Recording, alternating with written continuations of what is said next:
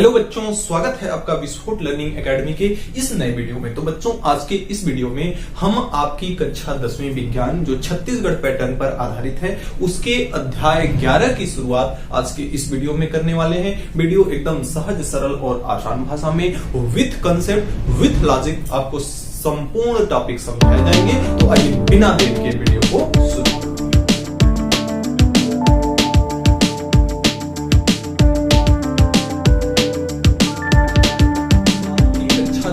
अध्याय 11 जो कि है अधातुओं का रसायन। देखिए, हम लोग जब पाठ 4 पढ़ रहे थे, आपका तत्वों की आवर्त सारणी, तत्वों की व्यवस्था जब हम पढ़ रहे थे तो थोड़ा सा हमने जिक्र किया था किसका? धातु का और अधातु का। धातु का और अधातु का हमने जिक्र किया था और वहां हमने ये देखा था कि धात्विक गुण और अधात्विक गुणों के आधार पर उस आवर्त सारणी में तत्वों का स्थान कहां कहां है। लेकिन हमने धातु और अधातु के बारे में नहीं पढ़ा था। हमने बस यह अध्याय 4 में इतना पढ़ा था कि धातु और अधातु का स्थान आवर्त सारणी में कहां कहां किस जगह पर रखा गया है। तो आइए देखते हैं। सबसे पहले हम समझेंगे यहां धातु और अधातु क्या है, क्योंकि सबसे पहला चीज कि अगर आपको किसी भी पाठ को पढ़ना है तो जब से उसके बेसिक्स आपको क्लियर नहीं होंगे तब से आगे की चीजें समझ में नहीं आएंगे। तो आइए देखते हैं धातु और अधातु। तो देखिए, हम अगर यहाँ पे दो तत्व ले लें, जैसे एक ले लें सोडियम और एक ले लें हम क्लोरीन। तो सोडियम का परमाणु क्रमांक हम जानते हैं कितना होता है? 11। और क्लोरीन का परमाणु क्रमांक हम जानते हैं कितना होता है? 17। अगर इन दोनों का इलेक्ट्रॉनिक विन्यास करें तो इलेक्ट्रॉनिक विन्यास यानी पहले कक्षा में कितने इलेक्ट्रॉन होते हैं? 2। दूसरे कक्षा में कितने इलेक्ट्रॉन होते हैं? 8। और देखिए 2 और 8 10 हो गया। कितने इलेक्ट्रॉन है इसके पास? 11। परमाणु क्रमांक 11 का मतलब Na का परमाणु क्रमांक 11 है। इसका मतलब यह है कि इसमें इलेक्ट्रॉनों की संख्या कितनी है? 11 है। और प्रोटॉनों की संख्या इसमें कितनी है? 11 है। और अगर क्लोरीन का परमाणु क्रमांक 17 है तो इसका मतलब यह हुआ कि इसमें इलेक्ट्रॉनों की संख्या 17 है और प्रोटॉनों की संख्या कितनी है? 17 है। क्योंकि जितने इलेक्ट्रॉन होते हैं किसी परमाणु में उतने ही क्या होते हैं? प्रोटॉन होते हैं। अब देखिए 11 था तो पहले कक्षा में 2 इलेक्ट्रॉन, फिर से 8 इलेक्ट्रॉन, तो 8 और 2 10, और अब कितना बचा? 1 बचा। तो इसका इलेक्ट्रॉनिक विन्यास हो गया 2, 8 और 1। क्लोरीन का अगर हम देखें तो क्लोरीन पहले कक्षा में कितने इलेक्ट्रॉन? 2 इलेक्ट्रॉन, फिर से कितने इलेक्ट्रॉन? 8। तो 2 और 8 कितना हुआ? 10 हो गया। बचा कितना? टोटल इलेक्ट्रॉन कितने हैं? 17 हैं। तो 2 और 8 10 इलेक्ट्रॉन कवर हो गए। लास्ट में कितना बचा? 7 इलेक्ट्रॉन। तो इसका इलेक्ट्रॉनिक विन्यास कितना हो गया? 2, 8 और 7। और हम ये जानते हैं कि कोई भी परमाणु अस्थायी तब होता है कि जब उसके अंतिम कोष में इलेक्ट्रॉनों की संख्या कितनी हो? जब उसके अंतिम कोष में इलेक्ट्रॉनों की संख्या कितनी हो? 8 हो। इलेक्ट्रॉनों की संख्या कितनी हो? 8 हो। तो जब किसी भी परमाणु के अंतिम कोष में 8 इलेक्ट्रॉन होता है तब जाकर के वह परमाणु क्या होता है? अस्थायी माना जाता है। क्या माना जाता है? अस्थायी माना जाता है। तो अब देखिए, सोडियम परमाणु जो है खुद को स्टेबल बनाने के लिए, खुद को अस्थायी बनाने के लिए क्या करेगा? इस कक्षक को, अपने लास्ट वाले कक्षक को क्या करेगा? 8 पूरा करने का कोशिश करेगा। क्या करेगा? पूर्ण रूप से भरने का कोशिश करेगा, यानी 8 पूरा करने का कोशिश करेगा। क्लोरीन परमाणु जो है अपने अंतिम कक्षा में क्या करेगा? अंतिम कक्षा के इलेक्ट्रॉन को क्या करेगा? 8 बनाने का कोशिश करेगा, खुद को स्टेबल बनाने के लिए। तो अब देखिए होता क्या है, चूंकि इसके अंतिम कोष में कितने इलेक्ट्रॉन है? 1 इलेक्ट्रॉन है। अंतिम कोष में कितने इलेक्ट्रॉन है? 1 इलेक्ट्रॉन है। तो इसको कहीं और से 7 इलेक्ट्रॉन लेके आए।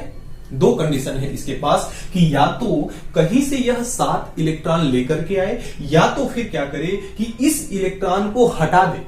इस इलेक्ट्रॉन को अगर हटा भी देगा तो इसके अंतिम कोष में कितने इलेक्ट्रॉन हो जाएंगे? 8। और यह क्या हो जाएगा? स्टेबल हो जाएगा, स्थिर हो जाएगा।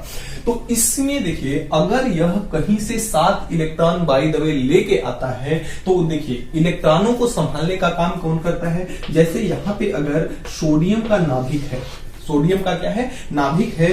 चारों ओर इसकी दीर्घवृत्ताकार क्या होती हैं, कक्षाएं होती हैं, जिसमें इलेक्ट्रॉन क्या करता है, भ्रमण करता है, जिसमें इलेक्ट्रॉन क्या करता है, चक्कर लगाता है।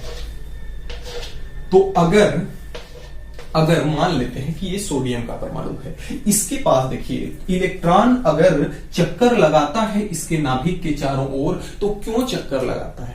ऐसा भी तो होता कि यह इलेक्ट्रॉन चक्कर लगाते लगाते लगाते लगाते लगाते कहीं दूर चला जाता, भग जाता, अपनी कक्षा छोड़ करके चला जाता। लेकिन ऐसा नहीं होता। क्यों?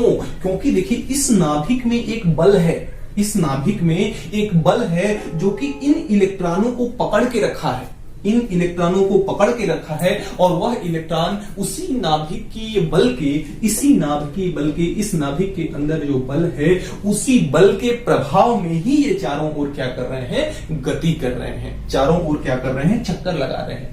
तो ऐसा कौन सा बल है? हमने बताया है पिछली कक्षाओं में कि प्लस और माइनस अगर हैं तो इन दोनों के मध्य आकर्षण पाया जाता है। आकर्षण का मतलब कि खिंचाव, एक दूसरे के प्रति प्यार मोहब्बत पाया जाता है। अगर प्लस के सामने अगर माइनस को ले जाएं तो वह एक दूसरे को छोड़ के जाना नहीं चाहेंगे, एक दूसरे के साथ रहना पसंद करेंगे। लेकिन अगर हम प्लस और प्लस को लेकर के आए तो एक दूसरे को प्रतिकर्षित करेंगे। क्या करेंगे? प्रतिकर्षित करेंगे, अर्थात धक्का देंगे, यानी पास रहना नहीं चाहेंगे। यहां पे देखिए हमने बताया कि इसके पास प्लस की संख्या कितनी है, 11, माइनस की संख्या कितनी है, 11, और प्लस और माइनस के मध्य क्या देखने को मिलता है, आकर्षण देखने को मिलता है, प्यार देखने को मिलता है, साथ में रहना पसंद करते हैं। तो इसी वजह से इस प्लस के कारण इसके बाहर के जितने माइनस हैं इसके पास रहना पसंद करते हैं, और उसी आकर्षण बल के प्रभाव में, कौन से बल में, आकर्षण बल के ही प्रभाव में इलेक्ट्रॉन क्या करता है, चारों ओर चक्कर लगाता है। अब सोचिए कि अगर यह कहीं से 7 इलेक्ट्रॉन लेकर के आता है, अगर कहीं से 7 इलेक्ट्रॉन लेकर के आता है और इसके पास अगर 7 इलेक्ट्रॉन यह लेकर के आएगा तो कितने टोटल इलेक्ट्रॉन हो जाएंगे, 11 + 7 18। लेकिन क्या प्रोटॉनों की भी संख्या बढ़ेगी? क्या नहीं बढ़ेगी। प्रोटॉन कितने रहेंगे, 11। तो आप सोचिए खुद से कि क्या 11 प्रोटॉन 18 इलेक्ट्रॉनों को संभाल सकते हैं? नहीं संभाल सकते। इसके नाभिक के पास इतनी एनर्जी, इतना ताकत, इतना बल नहीं है कि वह 18 इलेक्ट्रॉनों को संभाल सके। खूब करेगा, बहुत कोशिश करेगा तो 1 या 2 या 3 इलेक्ट्रॉनों तक संभाल सकता है। लेकिन यह 18 इलेक्ट्रॉनों को संभालना, इसके लिए 7 इलेक्ट्रॉनों को संभालना, अधिक मात्रा में 7 इलेक्ट्रॉनों को संभालना, इसके लिए क्या हो जाएगा, मुश्किल हो जाएगा। क्या हो जाएगा, मुश्किल हो जाएगा। इसलिए यह 7 इलेक्ट्रॉन ले नहीं सकता है किसी से, क्योंकि इसके नाभिक के पास इतनी ताकत नहीं है कि वह 7 इलेक्ट्रॉनों को संभाल सके। तो इसलिए यह क्या करेगा, ये 7 इलेक्ट्रॉन कहीं और से लेगा नहीं, बल्कि क्या करेगा, ये जो एक इलेक्ट्रॉन है ना इसकी कक्षा में, एक इलेक्ट्रॉन है ना जब बाहर, इसका क्या कर देगा, त्याग कर देगा, इसको किसी और को दान में दे देगा। इसको क्या कर देगा, दान में दे देगा। अब दान में देगा तो क्या होगा, यहां पे देखिए, यहां पे थोड़ा सा फंडा आपका चेंज हो जाएगा कि एक इलेक्ट्रॉन अगर दान में दे दिया, माइनस हो गया, तो इलेक्ट्रॉन इसके पास कितने बचे, 10। लेकिन प्रोटॉन इसके पास कितने हैं, 11। अब देखिए प्रोटॉन पे आपका प्लस चार्ज होता है और इलेक्ट्रॉन पे आपका माइनस चार्ज होता है।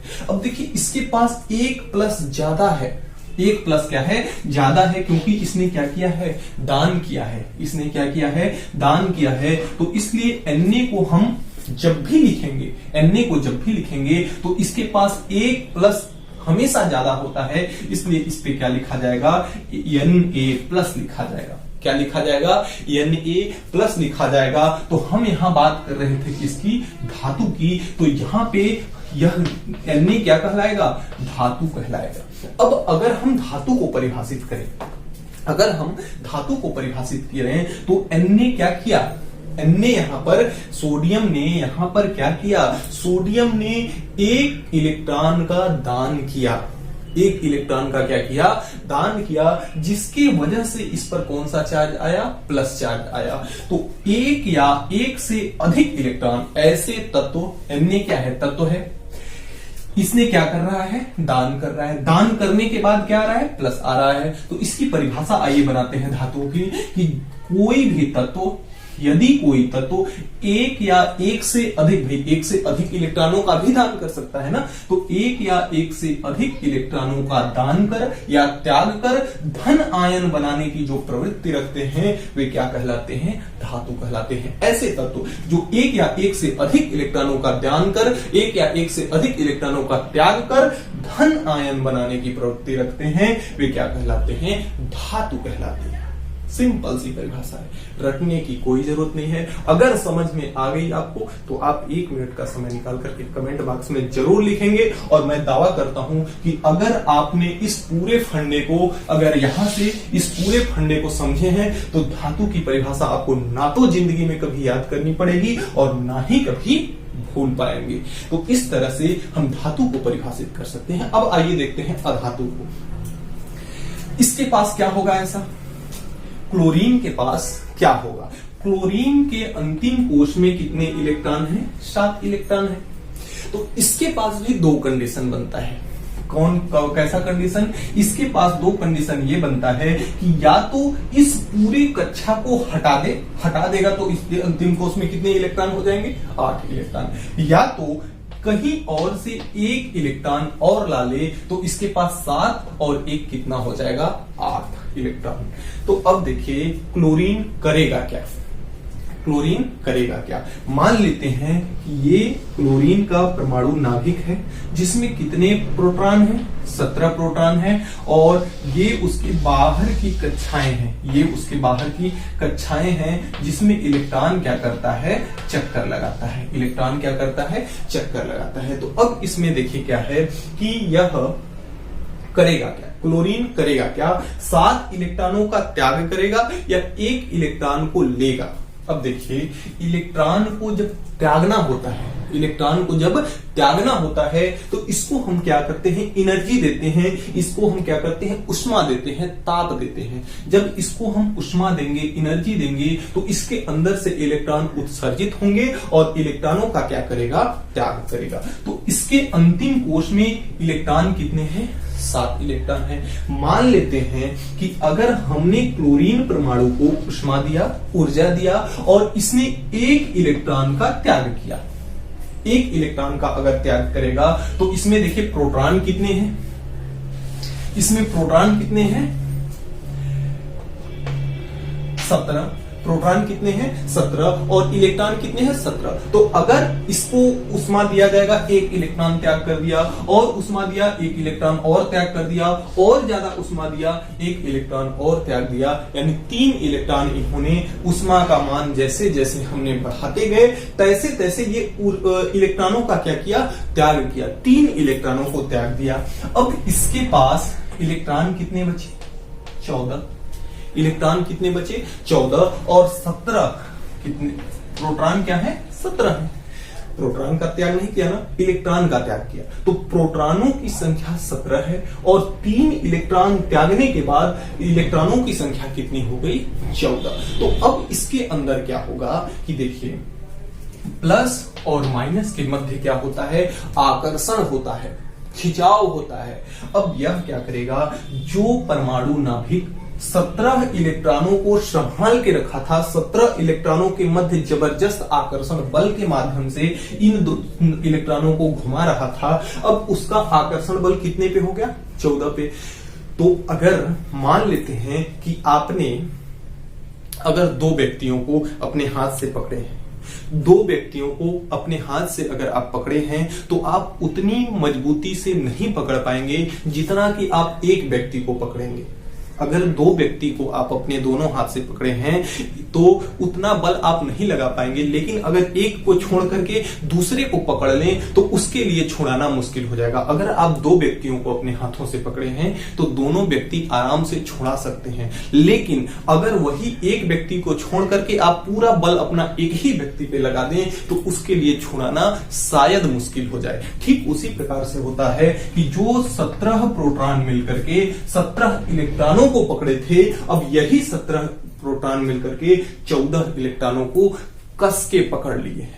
तो अब इसको कितना भी हम ऊर्जा दें, इसके चंगुल से इलेक्ट्रॉनों को छोड़ाना मुश्किल हो जाएगा, यानी कि इसको कितना भी उष्मा दिया जाएगा अब यह इलेक्ट्रॉनों का त्याग नहीं करेगा। अब इलेक्ट्रॉनों का त्याग नहीं करेगा तो 14 अगर हो गया तो 2, 8 और 4 इलेक्ट्रॉन हो जाएंगे, फिर भी अष्टक पूरा नहीं होगा, क्योंकि अब इसको कितना भी उष्मा दें, ये 17 प्रोटॉन इतने जबरदस्त पकड़ लिए हैं 14 इलेक्ट्रॉनों को कि अब इसमें से इलेक्ट्रॉनों का निकलना मुश्किल हो जाएगा। तो इसलिए यह 7 इलेक्ट्रॉनों का त्याग नहीं कर सकता, 7 इलेक्ट्रॉनों का त्याग नहीं कर सकता, क्योंकि इसके नाभिक के पास इतना आकर्षण बल हो जाएगा, इसके नाभिक के पास इतना बल हो जाएगा कि हम 7 इलेक्ट्रॉनों का त्याग, इसके 7 इलेक्ट्रॉनों को निकाल नहीं सकते। तो यह क्या करेगा, एक इलेक्ट्रॉन कहीं और से आएगा और यह एक इलेक्ट्रॉन को लेकर के 7 + 1 कितना बना लेगा, 8 बना लेगा।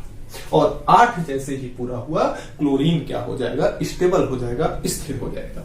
तो अगर एक इलेक्ट्रॉन लेता है तो यहां पे क्लोरीन के मध्य क्या होगा, एक इलेक्ट्रॉन अगर लेगा तो इलेक्ट्रॉन 17 + 1 कितना हो जाएगा, 18 हो जाएगा।